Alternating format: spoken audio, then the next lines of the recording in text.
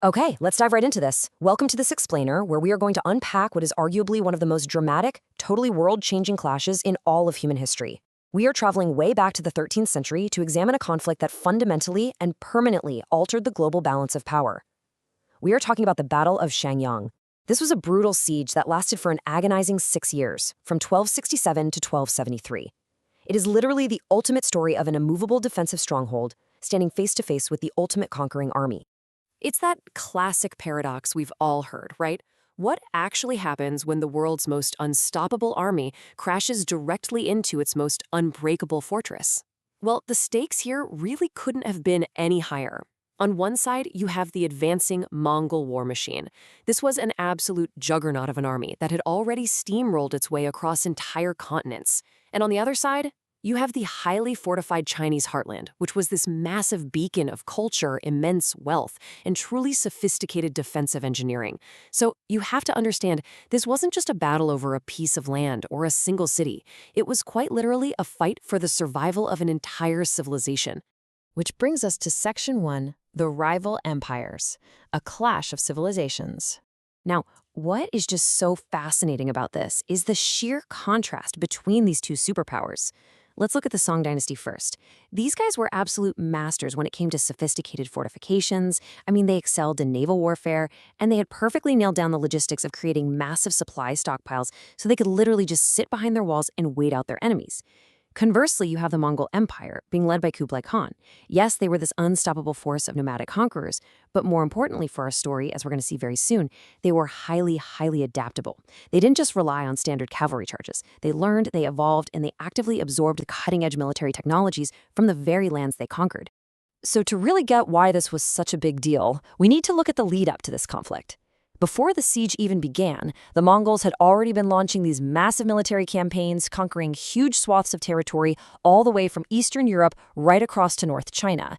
And yet, against all odds, the Song Dynasty had successfully resisted their major offensives for an incredible 30 years. And you might be wondering, how did they do that? Well, a huge part of it came down to geography. And Xiangyang was the ultimate prize. It sat right there, perfectly positioned to dominate the Han River, which directly feeds into the massive Yangtze River. Essentially, Xiangyang was the front door. If the Mongols could capture it, they could sail their massive fleets right into the incredibly wealthy southern cities. The Song Dynasty knew full well that if Xiangyang fell, the rest of the empire would inevitably collapse like a house of cards. Moving on to Section 2, the immovable fortress, engineering an undefeatable city. The natural geography of this region was incredibly intimidating all on its own.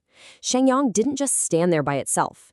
It was actually part of this brilliant twin-city fortress system. It had a sister city named Fancheng, located right across the Han River. And these two were connected by a heavily guarded pontoon bridge, which allowed them to constantly resupply and support each other during an attack. Add to that the fact that Xiangyang was naturally protected by mountains on 3 sides and a massive river on the 4th. Nature itself had practically built the foundation for an unbeatable stronghold. But the Song engineers certainly didn't just rely on nature. Look at the staggering scale of the defenses they built. We're talking about solid walls that were 6 to 7 meters thick. That's thick enough to drive 2 modern cars down side by side, and these walls stretched for a massive 5 kilometers. They even expanded their moats to be over 150 meters wide, which basically forced any enemy siege weapons to stay way back out of range. And the entrance gates, they were double layered. So if an enemy army miraculously breached that first gate, they weren't inside the city. They were trapped in an enclosed killing zone right before the second gate. But here is the most ingenious part. They draped these massive 10-centimeter thick netting screens completely over the walls. So when traditional Mongol trebuchets fired huge stones at them, the nets just absorbed the impact. The rocks literally just bounced off, harmlessly into the dirt. Combine all that with massive, multi-year food stockpiles, and you have an absolute marvel of military engineering. Let's look at Section 3, the long stalemate, a war of attrition. When you track the timeline of this conflict, it reveals just what an absolute nightmare it was for everyone involved. In 1267, the Mongols arrive under the command of a general named Ah Zhu, and they take one look at those walls and realize, yeah, we can't just storm this place. So they change tactics. By 1268, they literally built a ring of their very own forts entirely around the city to establish a total, suffocating blockade. They even constructed a fleet of 5,000 ships just to strangle the city's supply lines on the Han River. And year after agonizing year, the Song dynasty tried to send relief armies down to help, And year after year, those armies were brutally crushed by the Mongol cavalry waiting outside the city. It devolved into a grinding, brutal war of attrition. I really want to emphasize this number for you. 6. 6 brutal, exhausting years. Just let that sink in for a second. For 6 whole years, the defenders trapped inside were just waiting, slowly starving and fighting these endless, exhausting skirmishes, while the attackers outside were completely bogged down in the mud. And keep in mind, this wasn't just some small raiding party waiting outside those walls. The Mongols had committed roughly 100,000 troops, along with thousands of their ships, to this single, isolated siege. They had pinned down an absolutely enormous portion of their legendary military machine in a deeply frustrating, incredibly bloody, and massively expensive deadlock. Now, there were moments of fleeting, almost cinematic hope. In 1272, 2 incredibly brave Song commanders, who both happened to be named Zhang, led a daring night raid with 3,000 troops. Imagine the scene. They are using 100 paddle-wheel boats, navigating the river completely by lantern light in the pitch dark. They get discovered, and they end up fighting a desperate, bloody river battle. The historical accounts literally say they were fighting ankle-deep in blood on their own ships. But they did it. They actually broke through the Mongol blockade to deliver a huge shipment of supplies. The whole city rejoiced. But tragically, when the surviving fleet tried to break back out to carry the news to the emperor, the Mongols were ready and waiting for them. They lit the riverbanks with massive fires to totally strip away the cover of darkness, and they absolutely massacred the fleeing ships.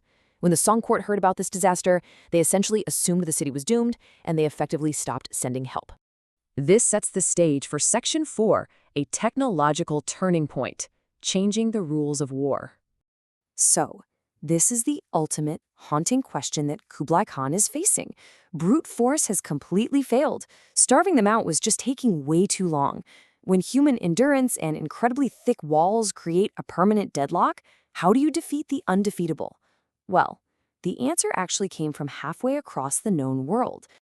Enter the Hui Pao, also known as the Muslim trebuchet. You see, Kublai Khan realized he needed something new, so he called upon the vast expertise of his empire over in the Middle East. Expert engineers named Ismail and Aladdin were sent all the way from Persia to China, and they didn't come empty-handed. They brought the blueprints for a totally revolutionary weapon, the counterweight trebuchet. This was the secret weapon that would suddenly transform warfare from a contest of human muscle power to a game of pure, devastating physics. Look at how this new engineering marvel completely and utterly outclassed everything the Song defenders had prepared for. The old Chinese traction trebuchets that they were used to required a whole team of humans pulling ropes at exactly the same time.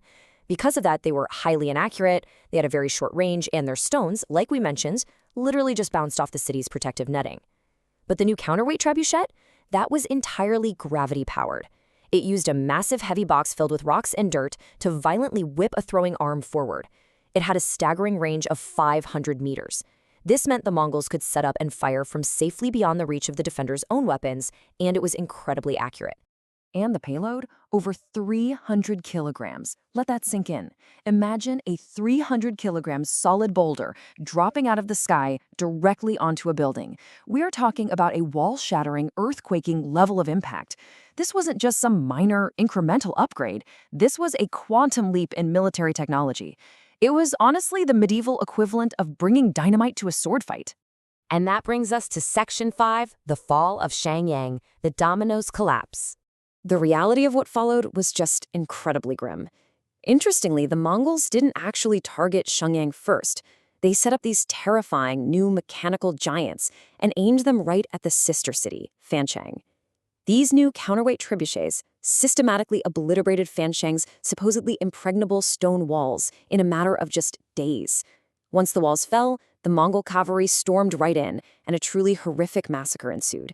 And this wasn't an accident. It was a gruesome, calculated psychological warning directed right at Xiangyang. Then, they turned the weapons across the river.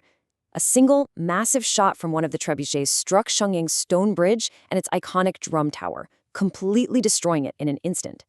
Inside the city, morale collapsed entirely, and it was driven by the bitter, crushing realization that their own Song emperor, upon hearing rumors of these terrifying new weapons, considered the city totally lost and simply abandoned the garrison to whatever their ultimate fate might be. I want to share this chilling detail from the actual historical accounts because it really brings the sheer terror to life. The text says, when the stone landed, it made a thunder-like noise and sank a few feet into the solid ground. Can you even imagine the absolute shock and awe generated by this thing? For over 5 years, the defenders trusted their walls to keep them completely safe. And now, the earth itself was shaking under their feet, and solid stone was quite literally turning to dust right before their very eyes. Ultimately, all of this forced the Song commander, a man named Lu Wenwan, into making an agonizing, impossible decision. He realized that any further resistance didn't mean going down in a blaze of heroic glory, it just meant the total, completely pointless annihilation of his people. Showing incredible political savvy, the Mongol commanders actually stepped in and offered him very generous terms. They told him they would spare the lives of the soldiers and the civilians if the city yielded right then and there. Wanting to save his men's lives above all else, Commander Lu made the heavy choice. On March 14, 1273, the great gates of Xiangyang finally opened, and the undefeated city formally surrendered. Finally, let's wrap up with Section 6, Legacy and Key Learnings. The end of an era. The consequences here for both sides were incredibly profound. For the winning side, which would become the Yuan dynasty, the victory at Xiangyang was everything. It unlocked access to the Yangtze River, it allowed Kublai Khan to rapidly accelerate the expansion of his fleet and just pour his forces into southern China, achieving the complete and total conquest of the Song dynasty by 1279. More than anything, it absolutely validated their strategy of seeking out and adopting foreign technology. But for the losing side, the Song dynasty, the consequences were entirely fatal. Their entire defensive strategy, a strategy they had refined over decades, was rendered completely obsolete overnight. When Xiangyang fell, a widespread cascade of absolute demoralization swept across the country. Other mighty fortresses just surrendered without even putting up a fight, leading to the complete, devastating collapse of a massive empire that had stood strong for 300 years. Which leaves us with a truly fascinating, kind of mind-blowing takeaway. The Battle of Xiangyang teaches us that it honestly doesn't matter how thick your walls are or how many years you've successfully held out. A single, dramatic technological leap can make seemingly invincible defenses totally irrelevant in the absolute blink of an eye. So, as we wrap up this explainer, I want to leave you with this provocative thought. Look around us today. What are the unbreakable fortresses of our modern world, whether that's in technology, in business, or in geopolitics? And more importantly, what is the modern equivalent of the counterweight trebuchet? What disruptive, totally game-changing new idea is being built right now in some quiet corner of the world that will eventually bring them down?